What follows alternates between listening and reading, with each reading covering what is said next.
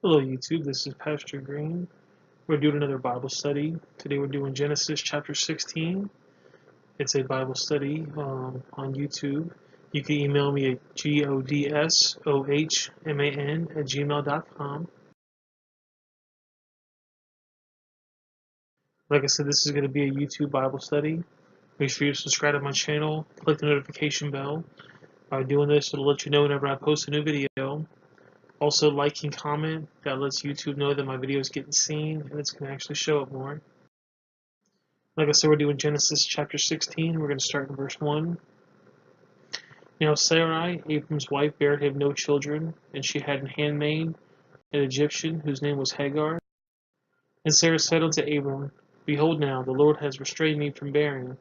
I pray thee, go unto my maid, and be with her, and it may be that I may obtain children by her. And Abram hearkened to the voice of Sarah. Now, it was actually a custom that if you couldn't have a child, you could have somebody like a servant or a brother or sister or somebody that you trusted to have a baby, and that baby would be entrusted to you as your child by doing this. So Sarah decided to let her handmaiden Hagar be with Abram, and that way when they had a child, it would become Sarah's child. And Sarai, Abram's wife, took Hagar, her maiden, to the Egyptian, after Abram had dwelt 10 years in the land of Canaan, and gave her to her husband Abram to be his wife. And he went into Hagar, and she conceived. And when she saw that she had conceived, her mistress was despised in her eyes. So now Sarai is actually regretting this decision. She's kind of jealous that Hagar got to have a baby, and Sarah didn't get to have a baby, so she was despised in her eyes. And Sarah said unto Abram, My wrong be upon thee. I have given my maid unto thy bosom. And when she saw that she had conceived, I was despised in her eyes. The Lord judge between me and thee. So basically, Sarah saying, I made a mistake. I shouldn't have gave Hagar to you. I'm never going to be able to look at Hagar the same way. It's the Lord's going to judge me, basically. God's really very particular about only having one wife. There's actually a story in 1 Samuel chapter 18. It says when Saul's daughter loved David, and they took Saul, and they told Saul, and the thing pleased him. And it says it again, and Michal, Saul's daughter, loved David, and they told Saul, and the thing pleased him. So Michal led David down through a window, and he went and fled and escaped. You see, at this point of the story, in the next chapter, King Saul's trying to kill David, and so since Michal loved him so much, she let him escape through a window. Chapter 25. But Saul had given Michal to his daughter, David's wife, to this other guy. So now, since David left, Saul gave his daughter to somebody else. He wasn't supposed to do that because that was David's wife, but he gave it to somebody else.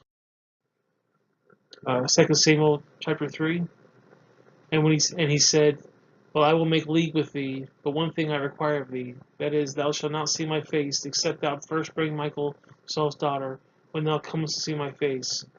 So King David's given basically a compromise and saying, I'm gonna agree to work this out with you, but I need to see Michal to make sure that this is for real. 2 Samuel chapter 6. And as the ark of the Lord came into the city of David, Michal, Saul's daughter, looked through a window and saw King David leaping and dancing before the Lord, and she despised him in her heart. You see, Michal thought that David was happy because he was without her, but he was really happy because he got to see his wife. And it says that because she saw he was happy, Michal actually despised her. Therefore, Michal, the daughter of Saul, had no child to the day of her death. So because she actually was married to somebody else, God made sure that she didn't have any children anymore.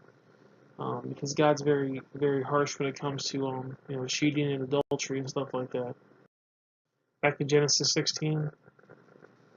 But Abram said unto Sarai, Behold, thy maid is in thy hand. Do as her as it pleaseth thee.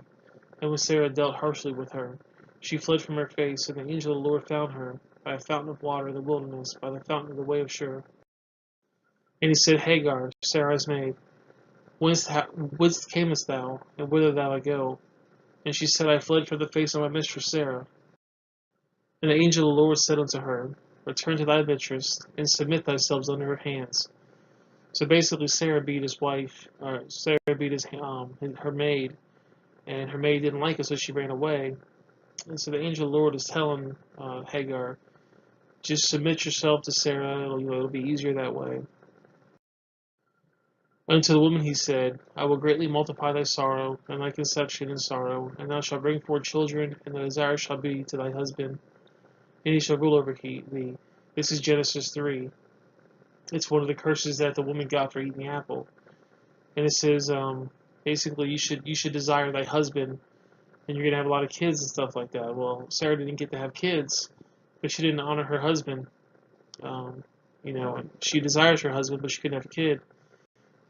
She should have just listened to what God said, and God said they were going to have a kid. Ephesians 5 says, Wives, submit yourselves to your husbands as unto the Lord. For the husband is the head of the wife, even as Christ is the head of the church, and he is the Savior of the body. So it's basically saying, husbands are submit to the wives are supposed to submit to the husbands. Ephesians 5. Therefore, as the church is subjected to Christ, so let the wives be to their husbands in everything. So it's basically saying that the wives are supposed to submit to their husbands, and husbands are supposed to submit to their wives. Ephesians 5. And this is a hard one for men. It says, Husbands, love your wives, as Christ also loved the church and gave himself up for it. So it's saying you're supposed to love your wife so much that you're supposed to give your life for your wife, just like Christ loved the church. Colossians 3 says, Wives, submit yourselves unto your own husbands, as it fits to the Lord. Husbands, love your wives, and be not bitter against them. Children, obey your parents in all things, for it is well pleasing unto the Lord. Fathers, promote not your children to anger, lest they be discouraged. Servants, obey all things of your masters according to the flesh, not with eye service, as man-pleasers, but in singleness of heart, fearing God. Masters, give yourself your servants which was just and equal, knowing that you also have a master in heaven. People always like to quote the, women submit to their husbands, and husbands love your wives. But they don't talk about, you're supposed to be good to your children, you're supposed to be good to your servants. You're supposed to, and servants are supposed to be good to their masters. People always forget those things. And it basically says the servants are supposed to obey their masters. And the masters are supposed to treat their servants as equal because they have a master in heaven. 1 Peter 3 says, Likewise, you wives, be in subjugation unto your own husbands, that if any obey not the word, they may without the word be won by the conversation of their wives. For in this matter, in the old time, the holy women also who trusted in God adorned themselves, being in subjugation unto their own husbands, even as Sarah obeyed Abram, calling him Lord, whose daughters we are, as long as they do well and not afraid with any amazement. Sarah is one of the few people in the Bible that it mentions that obeyed their husband and basically submitted themselves to him. 1 Samuel 25. And she said unto her servants, Go on before me, behold, I come after you. But she told not her husband. Back in Genesis 16. And the angel of the Lord said unto her, I will multiply thy seed exceedingly, that it shall be numbered for the multitude. So the angel is telling Hagar, go back to Sarah, I'm going to go and take care of it. I'm going to multiply your seed exceedingly. And the angel of the Lord said unto her, Behold, thou art with child, and thou shalt bear a son, and shalt call his name Ishmael, because the Lord has heard thy affliction. And he will be a wild man. His hand will be against every man, and every man's hand against him. And he shall dwell in the presence of all his brethren. A lot of people don't know this, but Ishmael is actually the father of the Muslims. And it says here he'll be a wild man, and his hand will be against every man, and every man will be against him. And that's what's played out here in the world right now. Pretty much the Muslims hate everybody except for Muslims. And so they're basically attacking everybody that's not Muslims, especially the Jews and Christians. And this is every man's hand will be against him. So, almost every war that's been fought has been with the Muslims. Psalms 83 says, For lo, thy enemies make a tumult, and they shall hate thee, having lifted up thy head. And they have taken crafty counsel against thy people, and consulted against the hidden ones. And they have said, Come and let us cut them off from being a nation, that the name of the Israel be no more. in remembrance. They have consulted together with one consent. They are confederate against thee. The tabernacles of Edom and the Ishmaelites, of Moab and the Hagarites. So Ishmaelites are mentioned here. You can see here all the green countries are Muslim countries, and the little red country right there is Israel. And all these Arab countries, all these Muslim countries, want to destroy Israel. And as you can see, they got that small little sliver there, and they want to just take it over. Here's actually a list of Muslim countries that have banned Israelites. All these countries say that Israelites are not allowed in there. You know, it's interesting. In Genesis 16, it says, "He will be a wild man. His hand will be against every nation or every man, and every man's hand will be against him." And that's what's playing out. You know, animals can be bred to be mean for fighting. You know, you have chicken fights and you have dog fights. But also, animals can be bred to be gentle. In fact, if you go to Alaska, most of the red foxes up there are really gentle and nice and sweet. They're almost like little, animals that you have at your house. Animals can be bred to be wild and untamable, like we have the bullfights and we have the rodeos. But also, animals can also be bred to be gentle and kid-friendly. God must have known that Hagar and Abram's cross would give Ishmael the mean gene, the trait to pass on to his kids. You know, the Bible says he's going to be a wild man, and Muslims pretty much hate everybody. This right here says, "Behold, behead those who insult Islam." This right here is another guy that's just, basically a screwball. America's weird your death. They burn the flag. They want to kill anybody that doesn't follow Islam. They're just a really, really violent people. This is the current events quiz. Which one of these things right here is the religion of peace? ISIS, Hamas, Boko Haram, Taliban, Al Qaeda, Hezbollah.